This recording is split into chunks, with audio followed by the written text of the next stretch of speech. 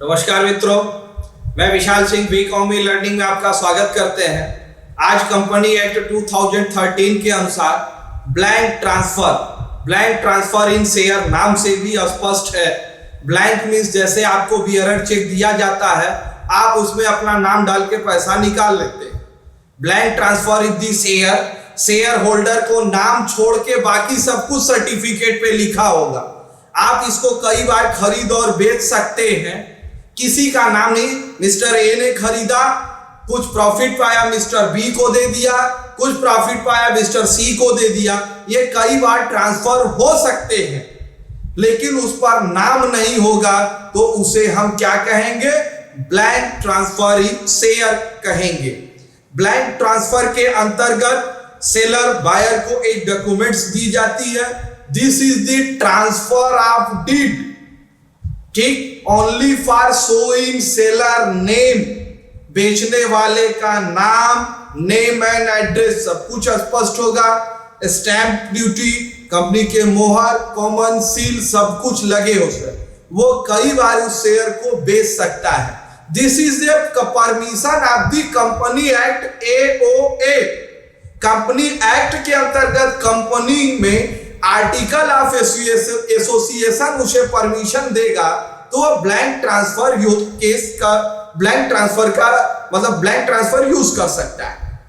इस संबंध में एक केस है आपका प्राणलाल जयानंद ठाकुर वर्सेस VR शेलेट। इसके अंतर्गत गुजरात कोर्ट ने कुछ पॉइंट्स आपको दिए थे जो blank transfer of the share के रूप में उपयोग है। फर्स्ट उन्होंने कहा था सिग्नेचर, जो भी पर्सन यहां ट्रांसफर करेगा उसमें कुछ ट्रांसफर इस पर्सन या दिस इज कंपनी के सिग्नेचर होना अनिवार्य। This is a deemed right. Deemed right मैंने कहा कि यह डीम्ड राइट या ट्रांसफर और ट्रांसफरीज के विषय में एक गर्भित वर्ड से ही क्लियर है कि आपके पास डीम्ड राइट है कि आप इसका पैसा प्राप्त करते हैं, लेकिन आप इसका नाम शो नहीं कर सकते। Transferees is a share, good title, good faith and some consideration. ये जब भी आप ट्रांसफर करेंगे तो इस पर आपको कंसीडरेशन प्राप्त होगी, जो आपको गुजरात कोर्ट के द्वारा दी गई है। Advantage of the blank transfer. अभी ब्लैंक ट्रांसफर से हमें फायदा क्या है? Easily transfer. इसमें डीमैट अकाउंट फॉर्मेट, बेचना, स्टॉक एक्सचेंज जाना, ऐसी कोई बातें नहीं, हम इसे ट्रांसफर कर सकते हैं। Next, save of the stamp duty, क्योंकि हम शेयर खरीदते हैं, बेचते हैं, उस पर गवर्नमेंट के नीचे चार्ज लगे हुए हैं, कमीशन आपको ब्रोकरेज को देने पड़ते हैं। ऐसा ब्लैंक ट्रांसफर के अंतर्गत नहीं होते, हम स्टैंप ड्यूटी बचा लेते हैं। Next, transferees is in borrower of the condition in the loan receipt, क्योंकि ट्रांसफरी अगर यह कुछ प्रॉफिट पाता है तो उसको बेच देता है, और लोन रिसीप्ट उसे कहीं मॉर्टिगेज रख के वो लोन भी प्राप्त करता है। लेकिन लोन प्राप्त करने के लिए उस पेपर के बैक पे आपको अपना नाम पता लिखना पड़ेगा। ट्रांसफरीज डीमैट अकाउंट्स।